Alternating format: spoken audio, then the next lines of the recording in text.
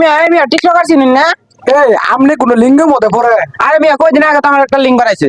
এই বেশি চেরে বের করবি ঘরে পিছনে চামগা। শরমের কথা কও, কি কথা কই এগুলা? ওরম করতাছেন কেন? আপনি এই প্রতিবন্ধীর উদ্দেশ্যে কিছু বলেন। খালি আর মুখে বলেন আর আপনার মুখে ধরেন, আমাদের মুখে তো ধরেই না। আপনার তো তৃতীয় লিঙ্গ ধরেনি। আপনি তৃতীয় লিঙ্গ তাই নাকি? হ্যাঁ বুঝছি।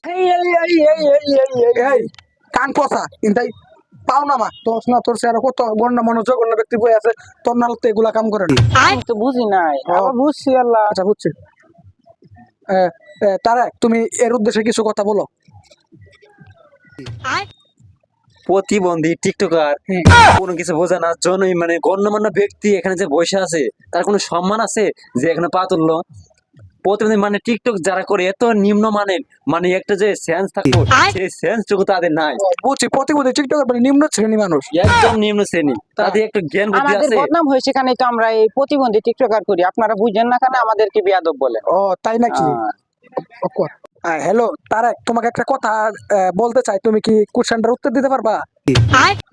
তুমি যে ফেসবুকে বা ইনস্টাগ্রামে টিকটকে ফেসবুক পেজে ভিডিও আপলোড করো মানে তোমার কিরকম ফিল আসে?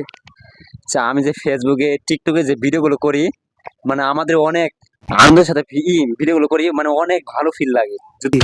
ও বুঝছি, মানে ওর একটা বিনোদনের জায়গা মানে আরো মজা, পাশাপাশি আপনার ইনকাম হয় না?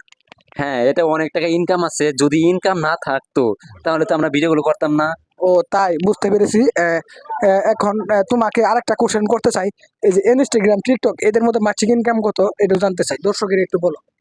মাসিক ইনকাম আমাদের অনেক, এটা যদি দর্শকদের বলি, প্রত্যেক দর্শকেই ফেসবুক, তার টিকটক, তার ইউটিউব চ্যানেল খুলবো, তার জন্যই আমাদের মানে কত টাকা যে পাই এটা প্রকাশ করাই না করাই ভালো।